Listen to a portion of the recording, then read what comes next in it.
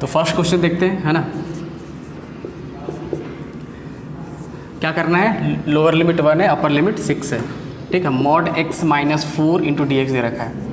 अब सिंपल सी बात है, अगर मॉड लगा हुआ है तो ये कभी नेगेटिव नहीं होगा, तो नेगेटिव नहीं होगा तो मेरे को क्या करना है, इसको दो पार्ट में ब्रेक करना पड़ेगा, क्योंकि अगर मैं 1 से लेकर 4 के बीच में कुछ भी x में पुट करता हूँ तो कंप्लीट ये नेगेटिव देगा, और इसको पॉजिटिव होने के लिए एक और मेरे को माइनस लगाना पड़ेगा। तो मॉड को ब्रेक करना तो हम लोगों को ऑलरेडी पहले से आता ही है, तो इसको मैं दो पार्ट में ब्रेक कर दे रहा हूँ प्रॉपर्टी का यूज़ करके, ठीक है। तो 1 से लेकर 4 तक अगर मैं यूज़ किया तो माइनस बाहर लगा दिया और x माइनस 4 हो गया, ठीक है। साथ ही साथ फिर क्या करेंगे, 4 से लेकर 6 तक लाएंगे, क्योंकि 4 से लेकर 6 के बीच में अगर x में मैं कुछ पुट करूँ तो कंप्लीट एक पॉजिटिव ही आने वाला है, तो as it is x minus 4 into D X हो जाएगा, ठीक है।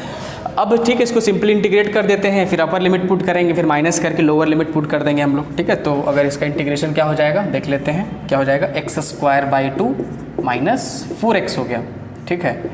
इसका लोअर लिमिट 1 है, अपर लिमिट 4 है, ठीक है, ये हो गया। फिर प्लस कर लेंगे, ये क्या हो जाएगा, x² minus 4x, upper limit 6, lower limit 4 हो गया, ठीक है। ये काम कर लेना है। तो अब क्या करते हैं, बस अपर लिमिट पुट कर लेते हैं, है ना। तो क्या हो जाएगा, 16 minus 2 which is 8 minus 16 this minus 1/2 minus 4 हो गया, ठीक है, ये रहा।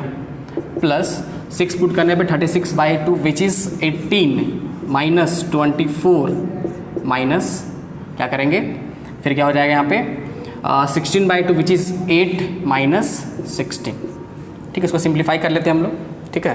तो सिंप्लीफाई करें माइनस हो गया यहाँ पे, दिस इज -8, ये क्या हो जाएगा -7/2 और प्लस 7/2 आ जाएगा ये, ठीक है, माइनस माइनस प्लस हो जाएगा, ठीक है, देख लेना है। This is -6 and -8 minus which is +8 हो गया ये, तो है ना। तो फाइनली क्या हो गया, -16 + 7 विच इज़ -16 + 7 विच इज़ -9 और माइनस माइनस +9/2 हो जाएगा, और यहाँ पे क्या हो जाएगा +2 आ जाएगा। तो फाइनली क्या हो जाएगा, दिस इज 13/2, ठीक है। तो इस तरीके से फर्स्ट क्वेश्चन का आंसर क्या आ गया, 13/2 आ गया, है ना, सिंपल था। सेकंड क्वेश्चन देख लेते हैं।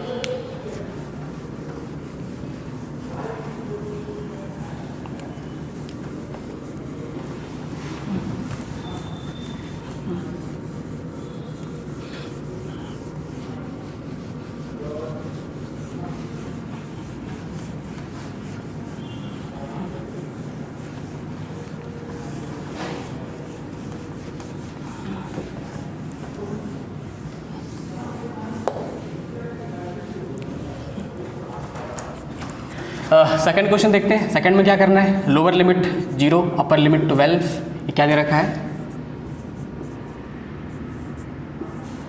GIF के अंदर √x दे रखा है, ठीक है।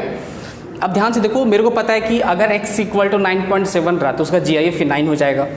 अगर x मेरा 14 रहा तो 14 का GIF 14 हो जाएगा, मीन्स इंटीजर का GIF तो सेम होता है, और अगर फ्रैक्शन में रहा तो उसके जस्ट पहले वाला इंटीजर हो जाता है। ये बात हम लोग ऑलरेडी फंक्शन में पढ़ चुके हैं, ठीक है। अब देखते हैं कि लिमिट इसका 0 से लेकर 12 तक है, ठीक है। तो अब यहाँ थोड़ा ध्यान देने वाला बात ये चीज़ है कि जैसे अगर x में मेरा 4 होता तो √4 विच इज़ 2 और 2 का GIF 2 होता, ठीक है, क्योंकि x 4 हो सकता है क्योंकि लिमिट मेरा 0 से लेकर 12 तक है। अगर x मान लिया मेरा यहाँ पे अगर सपोज 1 होता है एग्जैक्टली, या फिर सपोज x का वैल्यू 0.something होता है, तो 0.something रूट क्या हो जाएगा, 0.something ही हो जाएगा, अलग अलग वैल्यू बढ़ जाएगा, ठीक है, बट उसका GIF फिर से 0 हो जाएगा।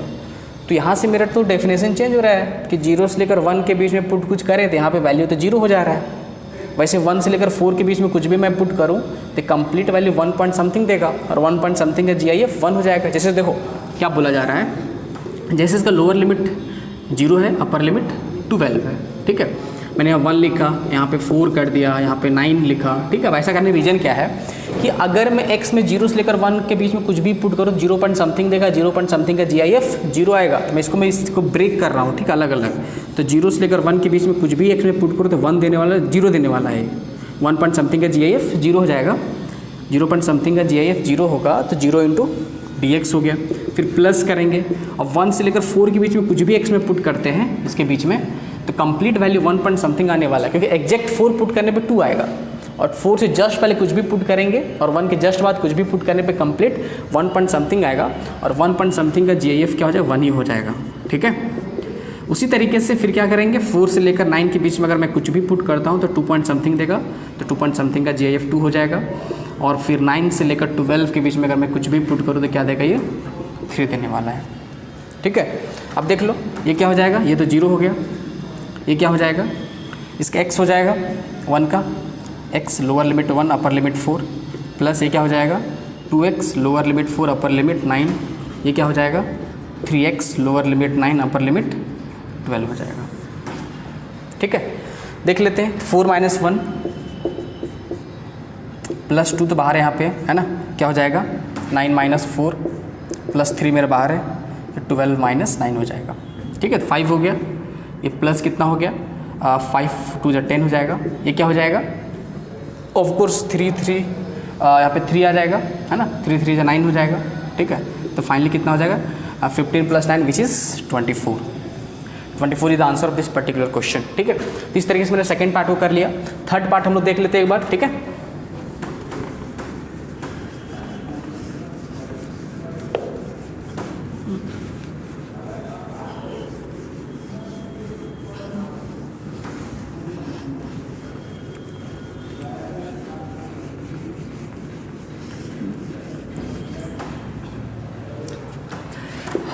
थर्ड पार्ट देखते हैं। अब क्या बोला गया, देखो minimum of 10x and cot x fx equal to where for all x belongs to 0 से लेकर π/2 इसके बीच में, देन फाइंड 0 से π/2 fx dx। देखो बोला क्या गया क्वेश्चन में ना कि 0 से लेकर π/2 के बीच में जो भी कम हो, जैसे सपोज मान लिया किसी पर्टिकुलर इंटरवल में 10x कम हो रहा हो और cot x ज़्यादा आ रहा हो, तो मिनिमम मेरे को 10x का यूज़ करना उस पर्टिकुलर इंटरवल में।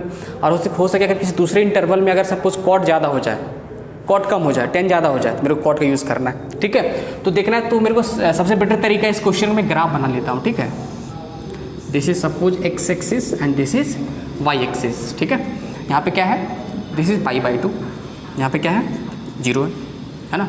अब देखो 0 से लेकर π/2 बीच में ग्राफ 10x ग्राफ ऐसा कुछ हो जाएगा, this is y = 10x and cot x का जो ग्राफ होगा ऐसा कुछ ग्राफ बनने वाला है। ठीक है, और 0 और π/2 खुद भी इंक्लूडेड नहीं है तो ओपन सर्कल मैंने बना दिया। ठीक है, this is graph of y = cot x। ठीक है, दोनों का वैल्यू इक्वल कहाँ होता है, ऑफकोर्स π/4 पे होगा, जो 10 π/4 भी 1 होता है, cot π/4 भी 1 ही होता है। ठीक है, अब ध्यान देने वाला बात यह है कि इस पर्टिकुलर x में 0 से लेकर π/4 के बीच में 10 तो मेरा नीचे आ रहा है, क्योंकि ग्राफ 10 का नीचे और cot का ऊपर है। सिमिलरली π/4 जैसे मैंने क्रॉस करा, 10 का ग्राफ ऊपर हो गया, cot का ग्राफ नीचे आ गया। तो इससे मेरे को समझ में क्या आया कि 0 से लेकर π/4 के बीच में मेरे को यूज़ करना है 10 का, और π/4 से लेकर π/2 के बीच में यूज़ करना है मेरे को cot का। ठीक है, क्योंकि मिनिमम बोला गया ना, कम वैल्यू। तो 0 से लेकर π/4 के बीच में क्या यूज़ करेंगे हम लोग 10x dx प्लस π/4 से लेकर π/2 के बीच में क्या यूज़ करेंगे हम लोग cot x dx। ठीक है, तो 10x का इंटीग्रेशन क्या होता है, ln sec x होता है, 0 से लेकर π/4 है, साथ ही cot x क्या हो जाएगा ln sin x हो जाएगा इसका इंटीग्रेशन। ठीक है, लोअर लिमिट π/4 अपर लिमिट π/2 हो गया। ठीक है, of course cot sec π/4 which is √2, तो यहाँ क्या ln क्या हो जाएगा √2, और sec 0 1 ln 1 क्या हो जाएगा 0 हो जाएगा, तो किसी काम का नहीं है, प्लस sin π/2 विच इज़ 1 और ln 1 क्या हो जाएगा 0 हो जाएगा, तो किसी काम का नहीं है, बस यहाँ माइनस लगाओगे, और sin π/4 विच इज़ 1/√2, तो क्या हो जाएगा ये ln 1/√2 आ गया। ठीक है, अब फाइनली क्या हो जाएगा मीन्स, अब देखो log a minus log b, log a/b होता है। ठीक है, तो यहाँ से क्या हो जाएगा ln √2 डिवाइड बाई 1/√2। ठीक है, तो फाइनली क्या हो जाएगा दिस इज ln 2। ठीक है, आई होप यहाँ तक सबको समझ में आ गया होगा, है ना। तो मैंने फाइंड कर लिया, क्या फाइंड कर लिया 0 से लेकर π/2 की fx dx मैंने फाइंड कर लिया। ठीक है, तो इस तरह के तीनों क्वेश्चन हम लोग कर चुके हैं, है ना।